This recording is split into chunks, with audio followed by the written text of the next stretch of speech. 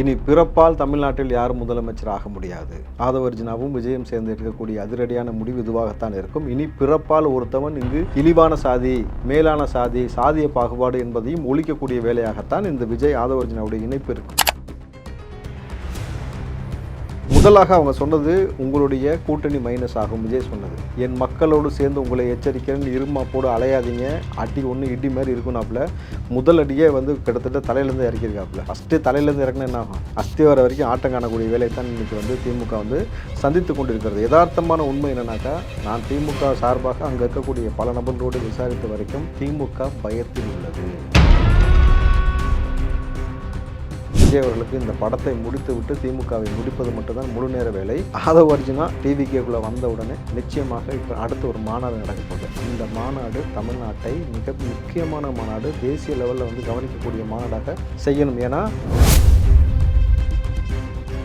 கிட்டத்தட்ட பார்த்தீங்கன்னாக்கா விஜயோடு எத்தனை ஆண்டு காலமாக புஷி ஆனந்த் அவர்கள் பயணப்பட்டிருக்கிறார். அந்த பயணத்தோடைய நீண்ட நெடிய தூரம், அதில் இருக்கக்கூடிய வழிகள், அதில் இருக்கக்கூடிய வேதனைகள், அதில் இருக்கக்கூடிய உழைப்பு என்பது மிக முக்கியமானது. நீங்கள் ஏதோ 5 லட்சம் 10 லட்சம் கேட்டாங்க அப்படின்னு ஒரு குற்றச்சாட்டை வைப்பதால் வந்து அவர்களை வெளியே அனுப்புவாங்கன்னா அதுக்கு வாய்ப்பு கிடையாது. அதை வந்து விஜய் அவர்கள் முதல்ல ஏற்பதும் கடினம். ஏன்னாக்கா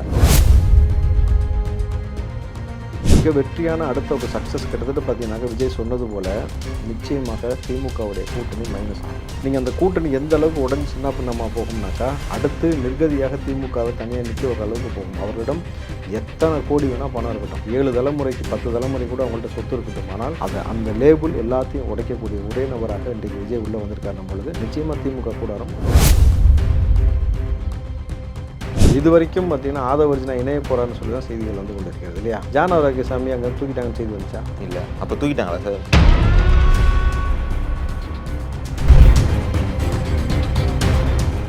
டிஎன் மீடியா நேயர்களுக்கு வணக்கம். இன்று நம்முடன் நேர்காணலுக்காக காங்கிரஸ் கட்சியை சேர்ந்த ராவுத்தர் இப்ராஹிம் சார் இணைந்திருக்கார். வணக்கம் சார். வணக்கம் வினோத். எப்படி சார் இருக்கீங்க? நலமா இருக்க வினோத். சார், நீங்கள் சொன்னது மாதிரியே ஆதவர்ஜுனா விசிகாலேருந்து வெளியே வந்த உடனே நீங்கள் ஒரு வார்த்தை சொல்லியிருந்தீங்க. என்னன்னா, விரைவில் டிவிகேவில் இணைய வாய்ப்பு இருக்குது அப்படின்ற மாதிரி சொல்லியிருந்தீங்க. அதுக்கான முயற்சி தான் இப்போ போயிட்டுருக்கு. ஏன்னா ஆதவர்ஜுனா விஜய் அவர்களை மீட் பண்ணி ஒரு மணி நேரம் பேசினதாக சொல்லப்படுது. எந்த அளவுக்கு இது உண்மை சார்? இனி பிறப்பால் தமிழ்நாட்டில் யாரும் முதலமைச்சர் ஆக முடியாது. ஆதவர்ஜுனாவும் விஜயும் சேர்ந்து எடுக்கக்கூடிய அதிரடியான முடிவு இதுவாகத்தான் இருக்கும். இனி பிறப்பால் ஒருத்தவன் இங்கு இழிவான சாதி, மேலான சாதி, சாதிய பாகுபாடு என்பதையும் ஒழிக்கக்கூடிய வேலையாகத்தான் இந்த விஜய் ஆதவர்ஜுனாவுடைய இணைப்பு இருக்கும். ஏன்னாக்கா முதலாக அவங்க சொன்னது உங்களுடைய கூட்டணி மைனஸ் ஆகும். விஜய் சொன்னது என் மக்களோடு சேர்ந்து உங்களை எச்சரிக்கிறேன்னு இருமாப்போடு அலையாதீங்க, அடி ஒன்று இடி மாதிரி இருக்குனாப்புல. முதல் அடியே வந்து கிட்டத்தட்ட தலையிலேருந்து இறக்கியிருக்காப்புல. ஃபஸ்ட்டு தலையிலேருந்து இறக்குனா என்ன ஆகும்? அஸ்தி வர வரைக்கும் ஆட்டம் காணக்கூடிய வேலை தான் இன்றைக்கி வந்து திமுக வந்து சந்தித்து கொண்டிருக்கிறது. யதார்த்தமான உண்மை என்னன்னாக்கா, நான் திமுக சார்பாக அங்கே இருக்கக்கூடிய பல நபர்களோடு விசாரித்த வரைக்கும் திமுக பயத்தில் உள்ளது. விஜய் வருகைக்கு பின்பு அது வரைக்கும் இங்கே யாருமே இல்லை. அது வரைக்கும் எப்படி திரும்ப இருந்துச்சு? ஒரு தெருவில் 5 கடை இருக்கும். 5 கடையும் பார்த்தீங்கன்னாக்கா 5 விதமான பொருள் விற்பான், 5 விதமான ரேட் வச்சுருப்பான், 5 விதமான குவாலிட்டி வச்சுருப்பான். கடைசியில் போய் பார்த்தா ஓனர் ஒரு ஆளாக இருப்பான். நம்ம இந்த கடை சரியில்லை, அந்த கடைக்கு போவோம், அந்த கடை சரியில்லை, இந்த கடைக்கு போனாக்கா அப்படி தான் வந்து இது வரைக்கும் திமுகவும் பிற கட்சிகளும் கூட்டணி கட்சிகளும் இருந்துச்சு. புதுசாக பிராண்டாக கிராண்டாக உள்ளே வந்து இறங்கினது Vijay. So you have options. இங்கே மக்களுக்கு வந்து ஆப்ஷன்ஸ் அதிகமாக இருக்குது. நீங்கள் அந்த ஆப்ஷன்ஸை நோக்கி போகணும். நீங்கள் வந்து வறுமைக்காக வந்து அன்னைக்கு இருக்கக்கூடிய பொழப்பை பார்த்தா போதுன்னு சொல்லிட்டு ஒரு முறை காசை வாங்கிட்டு நீங்கள் ஓட்டு போட்டிங்கனாக்கா, தம்பி, ஒரு முறை கொலை செஞ்சுட்டு ஆயுசுக்கும் கழுதிங்கிறதும், ஒரு முறை ஓட்டு போட்டுட்டு ஆயுசுக்கும் இவங்கள்ட்ட கொத்தலைமையாக இருக்கிறதும் 2 ஒன்று. ஸோ இந்த நிலையை மாற்ற வேண்டும்னாக்கா முதல்ல அடியை வந்து பேரடியாக ஆதவர்ஜுனா அவர்களும் விஜய் அவர்களும் இணைஞ்சால் மிகப்பெரிய ஒரு மாற்றத்தை ஏற்படுத்த முடியும். ஸ்ட்ராட்டஜிக்கல் மூவ்கள் அப்படின்றதுனால ஸ்ட்ராட்டஜிக்கலாக இப்படி ஒரு விஷயத்தை மூவ் பண்ணி எப்படி கொண்டு போகிறதுன்றது வந்து ஆதவர்ஜுனா இருக்கிறாரு. ஏற்கனவே ஜான் ஆரோக்கியசாமி இருக்கிறாரு. 2 பேருமான யுக்தி என்னவாக இருக்கும்ன்றதை தாண்டி விஜயோட யுக்தி என்னவாக இருக்கும்? இதுதான் ரொம்ப முக்கியமான விஷயம். யாரை நம்ம எந்த இடத்துல பிளேஸ் பண்ணுறோன்ற பொறுத்து தான் நம்மளுடைய வெற்றி தோல்வியை முடிவு செய்ய முடியும். விஜய் அவர்கள் ஆதவர்ஜுனா வந்ததுனாலேயோ அல்லது ஜான் ஆரோக்கியசாமினாலேயோ வந்து மிகப்பெரிய ஒரு வெற்றியை கொண்டு போக முடியுமானாக்கா ஸ்ட்ராட்டஜிக்கல் பிஹூ அவங்க வந்து ஸ்ட்ராட்டஜிக்கலாக வந்து சில விஷயத்தை வந்து வகுத்து கொடுக்க முடியுமே தவிர யாரை எந்த இடத்துல பிளேஸ் பண்ணணுன்ற ஒரு தலைவனுக்கான முடிவை விஜய் செய்யக்கூடியது மிக நேர்த்தியாக இருக்கிறது. அதனால தான் பார்த்தீங்கன்னாக்கா 1-on-1 மாவட்ட செயலாளரோட வந்து 1-on-1 உட்காந்தோடைய அர்த்தம் என்னன்னாக்கா, இண்டிவிஜுவலாக கிரவுண்ட் ரியாலிட்டி என்ன நடக்குது, கட்சியில் வெளியில் நடக்குது, ஒவ்வொரு மாவட்டத்திலும் இருக்கக்கூடிய பிரச்சனைகள் என்ன, யாரெல்லாம் நமக்கு சவாலாக இருக்கிறாங்க ஒவ்வொரு மாவட்டத்திலையும், இது எல்லாத்தையும் பார்க்குறாரு. ஆனால் நான் முன்பே சொன்னது போல் விஜய் அவர்களுக்கு இந்த படத்தை முடித்து விட்டு திமுகவை முடிப்பது மட்டும்தான் முழு நேர வேலை. கிட்டத்தட்ட திமுகவுடைய தலைமை குடும்பம் வரைக்கும் பயந்து கொண்டிருக்கிறது விஜய் வருகைக்கு பிறகு.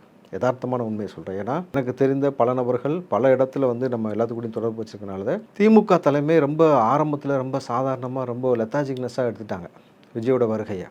அதற்கு பிறகு அந்த இம்பேக்ட் இருக்குல்ல, இவர் வெளியில் வரமாட்டான்னு நினச்சிட்டு இவங்க பேசின பேச்சும் வெளியில் வந்தாக்கா ரெஸ்ட்ரிக்ஷன் போட்டு அரை மணி நேரம் மட்டும்தான் மக்களை சந்திச்சு விட்டால் தான் நம்ம தப்பிச்சுக்க முடியும், கொஞ்சம் நேரம் சேர்த்து பேசிட்டா இங்கே தமிழ்நாட்டில் ஒரு புரட்சி வெடிச்சிடும், கிட்டத்தட்ட ஒரு பெரிய மாறுதலுக்கான அரசியல் வந்துடும்ன்றதுக்காக பயத்தின் விளிம்பில் உட்காந்துருக்கிறாங்க. வினோத், நீங்கள் நம்புவீங்களான்னு தெரியல, டு யூ பிலீவ் திஸ்? இப்போ இருந்தே திமுக தன் வேலையை தொடங்கி விட்டார்கள். இந்த நொடியிலிருந்து அவர்கள் வேலை செய்யக்கூடிய வேலையை வந்து அதிகப்படுத்தணுன்ற ஸ்பீட் படுத்தக்கூடிய வேலை ஒன்று. நம்பர் 2, நான் முன்பே சொன்னது தான், டிவிகேக்குள்ளே பல நபர்களை உள்ளே அனுப்புவதற்கான வேலையும் நடந்து கொண்டிருக்கிறது. கழகங்கள் உங்கள் கட்சிக்குள் கலகம் செய்ய காத்து கொண்டிருக்காங்க பொழுது பேக்ரவுண்ட் வெரிஃபிகேஷன் இஸ் மஸ்ட். இது இல்லாமல் இவருடைய பின்பலம் தெரியாமல் நீங்கள் சேர்த்திங்கனாக்கா அதுவும் ஒரு பிரச்சனைக்கு போய் முடியும். ஆதவர்ஜுனா அவர்கள் வந்ததுக்கு பிறகு எந்த மாதிரியான ஒரு அதிரடி மாற்றம்னாக்கா, ஆதவர்ஜுனா டிவிகேக்குள்ளே வந்த உடனே நிச்சயமாக இப்போ அடுத்து ஒரு மாநாடு நடக்க போகுது. அந்த மாநாடு தமிழ்நாட்டை மிக முக்கியமான மாநாடு, தேசிய லெவலில் வந்து கவனிக்கக்கூடிய மாநாடாக செய்யணும். ஏன்னா வெல்லும் சனநாயகன் ஒரு மாநாடு ஆதவர்ஜுனா தலைமையில் நடந்துச்சு. திமுகவை பிரசாந்த் கிஷோரை கூப்பிட்டு வந்து ஜெயிக்க வைக்கிறதுக்கான வேலையை ஆதவர்ஜுனா பார்த்தார். இப்போது விஜய் அவர்களுடைய மாநாடு வெறும் ஒற்றை முகம், வேறு எந்த ஐக்கானுமே அங்கே கிடையாது. வெறும் ஒற்றை முகத்திற்கு 10 லட்சம் பேர் வந்து நின்னானுங்கன்னா இப்போ மறுபடியும் ஆதவர்ஜுனா விஜய் அவர்கள் 2 பேரும் சேர்ந்து வரக்கூடிய அதை லீவில் நடத்த போகிறாங்க. கிட்டத்தட்ட ஏப்ரல் மாதம் அவங்க பிளான் பண்ணிகிட்டு இருக்கிறாங்க. அப்போது ஒரு மாநாடு, அந்த மாநாடு தமிழ்நாட்டை அதிர வைக்கும். அதற்கு பிறகு அவர் எடுக்கக்கூடிய முயற்சி நடைபயணம். நடைபயணத்துக்கான ஒரு வடிவம், திட்ட வடிவம், என்னெல்லாம் பண்ணலாம், எப்படிலாம் ஸ்ட்ராட்டஜிகள் மூவ் பண்ணலான்னு சொல்லி ரொம்ப அழகான ஒரு விஷயத்தை மூவ் பண்ணி கொண்டு போகிறாங்கன்னும் பொழுது அடி கன்ஃபார்ம். இல்லை சார், நீங்கள் இப்போ அடுத்த மாநாடு நடக்க போகுதுன்னு சொல்கிறீங்க. இன்னொரு விஷயம் என்ன வந்திருக்குன்னா, புஷி ஆனந்த் அவர்களை எடுத்துட்டு தான் ஆதவர்ஜுனா அந்த இடத்துல உட்கார வைக்க போகிறார் விஜய் அவர்கள்னு சொல்லிட்டு ஒரு செய்தி உலா வருதுல்ல, இதை எப்படி பார்க்குறீங்க? இல்லை நிச்சயமாக அது உண்மை கிடையாது. அது வந்து சும்மா வதந்தி கிளப்பி விட்றாங்க ஆளாளுக்கு வந்து. இல்லை சார், அவர் மேலே தொடர்ந்து குற்றச்சாட்டு வந்துட்டே இருக்க சூழ்நிலை தான் ஆதவர்ஜுனா வந்து இணைய போகிறாருன்ற தகவல் வந்திருக்குல்ல. இல்லை நீங்கள் குற்றச்சாட்டு இங்கே அவர்கள் மீது வந்து வைக்கிறாங்க. எல்லா கட்சியிலும் எல்லா தலைவர்கள் மீதும் சில குற்றச்சாட்டுகள் இருப்பது போல் வந்து இவர் மீதும் சில குற்றச்சாட்டுகளை மேலே வைக்கிறாங்க. பட் ஆனால் விஜய் அவர்கள் புஷி ஆனந்தை வெளியில் அனுப்பிச்சிட்டு அதுக்கு பதிலாக ஆதவர்ஜுனாவை கொண்டு வருவது என்பது நிச்சயமாக நடக்க போகிறது கிடையாது. இல்லை சார், ஜான் ஆரோக்கியசாமி பிளான் பண்ணி தான் ஆதவர்ஜுனா உள்ளே அனுப்புகிறாரு புஷி ஆனந்தை ஒரு டம்மி ஆக்கணுன்றதுக்காக. ஏன்னா எங்கே போனாலும் புஷி ஆனந்த் தான் தெரிகிறாரு, விஜய் அவர்கள் தெரியலன்னு சொல்லிட்டு ஏற்கனவே ஒரு குற்றச்சாட்டை ஜான் ஆரோக்கியசாமி வச்சிருந்திருக்காரு. கிட்டத்தட்ட பார்த்தீங்கன்னாக்கா விஜயோடு எத்தனை ஆண்டு காலமாக புஷி ஆனந்த் அவர்கள் பயணப்பட்டிருக்கிறார். அந்த பயணத்தோடைய நீண்ட நெடிய தூரம், அதில் இருக்கக்கூடிய வழிகள், அதில் இருக்கக்கூடிய வேதனைகள், அதில் இருக்கக்கூடிய உழைப்பு என்பது மிக முக்கியமானது. நீங்கள் ஏதோ 5 லட்சம் 10 லட்சம் கேட்டாங்க அப்படின்னு ஒரு குற்றச்சாட்டை வைப்பதால் வந்து அவர்களை வெளியே அனுப்புவாங்கன்னா அதுக்கு வாய்ப்பு கிடையாது. அதை வந்து விஜய் அவர்கள் முதல்ல ஏற்பதும் கடினம். ஏன்னாக்கா ஒரு 5 லட்சம் 10 லட்சத்துக்கு வழி இல்லாமல் தான் புஷி ஆனந்த் இருக்கிறாரான்னு ஒரு கேள்வி இருக்குல்ல. அதெல்லாம் கிடையாது. அவர் கிட்டத்தட்ட அவருக்கான சொஃபஸ்டிகேட்டான லைஃப் அவர்கிட்ட இருக்கணும் பொழுது இது முழுக்க திட்டமிட்டது. ஆனால் உள்ளே இருக்கக்கூடிய பலம் எப்படி இருக்கும்னாக்கா நான் சொன்னேன், ஏன்னா இது வரைக்கும் வெறும் வந்து ஒரு ரசிகர் மன்றமாக இருக்கும் பொழுது ஒரு புஷி ஆனந்த் போதும். ஒரு கட்சினும் பொழுது 234 தொகுதி இருக்குது. அதுக்கப்புறம் ஒரு கட்டமைப்புன்னு இருக்குது. கிட்டத்தட்ட பார்த்தீங்கன்னாக்கா இங்கே அரசியல் ரொம்ப முக்கியமான விஷயமே பார்த்தீங்கன்னாக்கா எப்படி ஜனநாயகத்துக்கு 4 தூண்கள்னு சொல்கிறோமோ அதுபோல் வந்து ஒரு கட்சிக்கு ஒரு 4 தூண்கள் மிக முக்கியமான நபர்களாக இருப்பாங்க. அது ஒரு கட்சியின் தலைவர், கட்சியோட பொதுச் செயலாளர், அதுக்கு பிறகு பார்த்தீங்கன்னாக்கா ஐடி விங்குன்றது மிக முக்கியமான ரோல் ப்ளே பண்ணும். அதுக்கப்புறம் இந்த ஸ்ட்ராட்டஜிக்கல் வியூ மூவ் பண்ணக்கூடிய நபர்களுடைய 4 விஷயம் அப்படின்னும் பொழுது இந்த இடத்துல விஜய்க்கு பிறகு யாருன்னு பார்த்தீங்கன்னாக்கா புஷி ஆனந்த் அவர்கள், ஆதவர்ஜுனா அவர்கள், ஐடி விங்கு, அதுக்கடுத்து பார்த்தீங்கன்னா இங்கே இருக்கக்கூடிய கேடஸ், இவங்களை உற்சாகப்படுத்தக்கூடிய மிக முக்கியமான வேலை செய்யணும்னாக்கா அதற்கான கட்டமைப்பை ஸ்ட்ராங் பண்ணி அவர்களுக்கு ஒரு அரசியலுடைய யதார்த்த அரசியல் எப்படி இருக்குன்றதை வந்து புரிய வைக்கணும். ஏன்னா பல நபர்கள் வந்து ஒரு சினிமாவிலிருந்து வந்த ஒரு நபரை சினிமா கண்ணோட்டத்தில் பார்க்காமல் ஒரு தலைவன் எப்படி வந்து ஒரு விஷயத்தை மூவ் பண்ணுறான், அந்த விஷயம் வந்து எப்படி மக்களுக்கு பயனளிக்கிறது, நம்ம எப்படி மூவ் பண்ணணும், எப்படி வந்து வலைதளங்கள் எப்படி ஹேண்டில் பண்ணணும், எப்படி அரசியல் நோக்கங்களை எப்படி பார்க்கணும், ஒரு செய்தி வருதுனாக்கா அந்த செய்தியோட உண்மைத்தன்மையை எப்படி கண்டறியணும். ஏன்னாக்கா ஒரு செய்தி இங்கே வந்து சில விஷயங்கள் நடந்ததை செய்தியாக காண்பிக்கிறார்கள், சில விஷயத்தை திட்டமிட்டு செய்தி போல் பரப்பக்கூடிய வேலையும் இங்கே தொடர்ந்து நடந்து கொண்டே இருக்கணும் பொழுது இதை சரி செய்யக்கூடிய வேலை தான் இன்றைக்கி விஜய் அவர்களும் ஆதவர்ஜுனா அவர்களும் சேர்ந்து செய்கிறாங்கன்னும் பொழுது மிக வெற்றியான அடுத்த ஒரு சக்ஸஸ். கிட்டத்தட்ட பார்த்தீங்கன்னாக்கா விஜய் சொன்னது போல் நிச்சயமாக திமுகவுடைய கூட்டணி மைனஸ் ஆகும். நீங்கள் அந்த கூட்டணி எந்த அளவுக்கு உடஞ்சி சின்ன பின்னமாக போகும்னாக்கா அடுத்து நிர்கதியாக திமுகவை தனியாக நிற்க ஒரு அளவுக்கு போகும். அவர்களிடம் எத்தனை கோடி வேணால் பணம் இருக்கட்டும், 7 தலைமுறைக்கு 10 தலைமுறை கூட அவங்கள்ட்ட சொத்து இருக்கட்டும், ஆனால் அதை அந்த லேபிள் எல்லாத்தையும் உடைக்கக்கூடிய ஒரே நபராக இன்றைக்கு விஜய் உள்ளே வந்திருக்காருன்னும் பொழுது நிச்சயமாக திமுக கூடாரம் காலியாகும். சரி, இப்போ திமுகவும் விசிகாவும் இதை எப்படி கையாளுவாங்க? எதுக்காக இது கேட்குறேன்னா, விசிகால இருந்தால் ஆதவர்ஜுனா வெளியில் போனாங்க. ஏன்னா இவங்களோட யுக்தி என்னன்னு சொல்லிட்டு ஆதவர்ஜுனா கொஞ்சம் தெரியும். இதை எப்படிலாம் கையாளுவாங்க இனிமேட்டு வர காலத்தில் திமுகவோட யுக்தி, திமுகவோட புத்தி என்னன்றது ஆதவர்ஜுனாவுக்கும் தெரியும், விஜய்க்கும் தெரியும், ஏன் நமக்கும் தெரியும். திருமாவளவனுடைய யுக்தி, திருமாவளவனுடைய புக்தி அவர் எப்படி கையாளுறான்ற விஷயமும் தெரியணும் பொழுது இதை ரெண்டையும் எப்படி சமாளித்து எப்படி கொண்டு வருவதுன்றது யாருக்கு ரொம்ப எளிமையாக தெரியுங்களா? ஒரு காலங்காலமாக ஒருத்தன் ஒரு கட்சியில் பிடிச்சிக்கிட்டு தொங்கிட்டு இருக்கான் பாருங்கள், ஒரு லேபிளுக்குள்ளே. அவனால் புதுசாக ஒரு விஷயத்தை உருவாக்க முடியாது. அவனுக்கு அந்த க்ரியேட்டிவ் சென்ஸ் இருக்காது.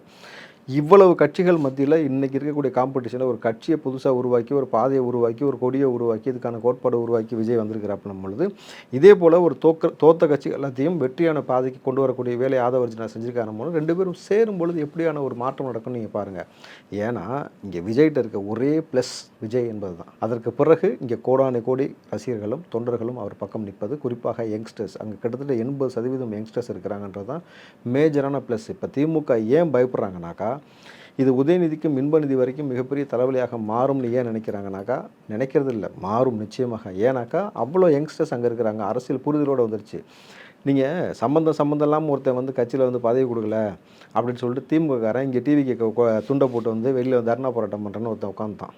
நான் அப்போவே சொன்னேன், பைத்தியக்கார பேர, நீ எங்கே போய் தர்ணா பண்ணுமோ அங்கே பண்ணு, நீ எந்த கட்சிக்காரன், நீ ஏன் இங்கே உள்ளே வர?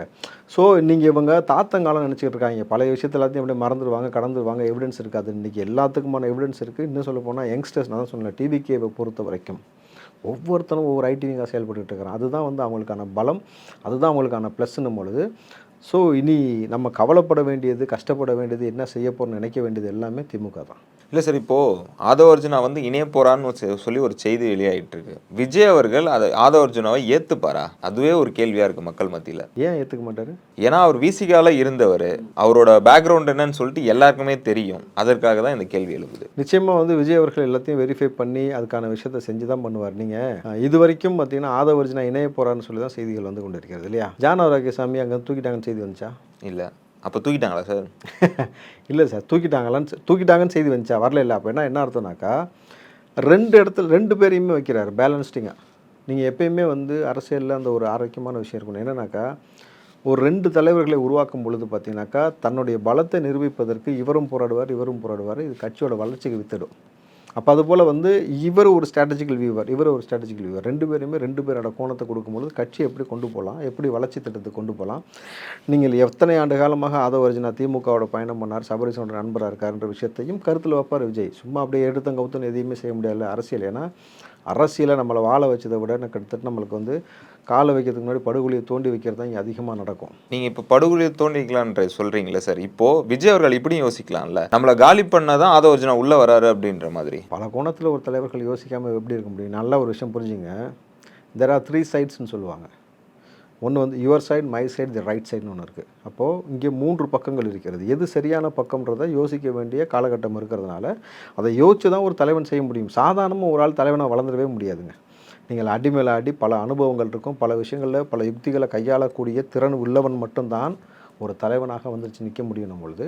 இப்போ விஜய் அவர்கள் இன்றைக்கி ஒரு தலைவனாக வளர்றாருன்னும் பொழுது இது எல்லாத்தையும் ஆராய வேண்டிய சூழல் அவர்கிட்ட இருக்குன்னும் பொழுது நிச்சயமாக இவர் தரப்புலையும் பேக்ரவுண்ட் வெரிஃபிகேஷன் பண்ணுவாங்க. ஆனால் எண்ட் என்னன்னாக்கா 2026 கப்பு முக்கியம் பிகில்னு சொன்னார். அதுபோல் நம்ம எந்த இடத்தில் போய் அமரப் போகிறோம், எந்த இடத்தில் அமர்ந்தவர்களை தூக்கி வெளியேற போகிறோம்ன்றது தான் ரொம்ப முக்கியமான விஷயம் பொழுது நிச்சயமாக அதை செய்யக்கூடிய ஒரு பலம் விஜயிடம் இருக்கிறது.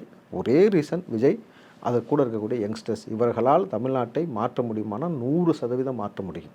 100 இளைஞர்களால் இந்தியாவையே மாற்ற முடியும் நம்பினார் விவேகானந்தர். கோடி இளைஞர்களை வச்சு தமிழ்நாட்டை சரி செய்ய முடியாதா? சரி செஞ்சே ஆக வேண்டிய கட்டாயம் இருக்கிறது. ஏன்னா இங்கே அவ்வளோ போரிக்கு இங்கே சுற்றிக்கிட்டு இருக்கிறான்.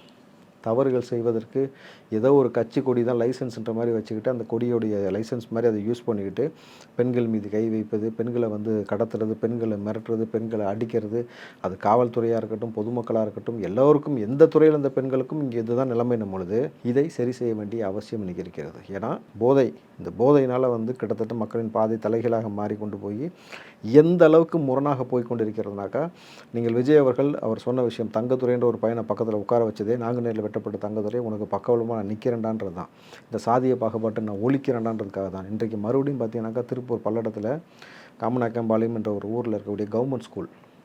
நீங்கள் ரொம்ப முக்கியமாக மென்ஷன் பண்ண வேண்டியது இட்ஸ் எ கவர்மெண்ட் ஸ்கூல். அந்த ஸ்கூலுக்குள்ளே 10ஆம் வகுப்பு படிக்கக்கூடிய அந்த அறையிலுக்குள்ளே பார்த்தீங்கன்னா மனித மலங்கள், கிட்டத்தட்ட செவுரு, பெஞ்சுன்னு எல்லா இடத்துலையும் எடுத்து அடிச்சிருக்கிறாங்கன்னா மக்களுடைய மனநிலை எவ்வளோ மோசமாக போய் கொண்டிருக்கிறது ஒரு விஷயம் புரிஞ்சுக்கணும். அப்போ சாதியை இங்கே திட்டமிட்டு சாதியை ஒரு அடக்குமுறை ஏற்படுத்துவதற்கு, சாதிய பாகுபாடு ஏற்படுத்துவதற்கு, சாதிய ரீதியான கலவரம் உருவாகுவதற்கு அவர்கள் தேர்ந்தெடுத்த இடம் என்னவாக இருக்கிறதுனாங்க? அரசாங்க பள்ளிக்கூடம். எந்த ப்ரைவேட் ஸ்கூல்லையுமே இந்த மாதிரி நடக்கல. நீங்கள் கவனிச்சிட்டிங்களா? இது வரைக்கும் வெட்டப்பட்டது, சாதிய பாகுபாடு நடந்தது எல்லாமே கவர்மெண்ட் ஸ்கூலில் தான் நடக்கும்பொழுது இப்போ யார் அரங்கேற்றா? யாருக்கு இது தேவைப்படுகிறது? இந்த டைவர்ஷன் பாலிடிக்ஸ் யாருக்கு தேவைப்படுகிறது? இன்றைக்கு ஞானசேகரன் யார் அந்த சார்ன்றதை மடைமாற்றணும்னா யாருக்கு இது உதவும்?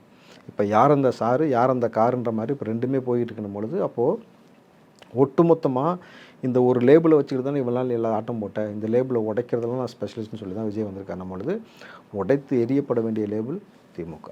எங்களோடு இணைந்து பல்வேறு தகவலை பகிர்ந்ததற்கு மிக்க நன்றி சார். நன்றி வினோத்.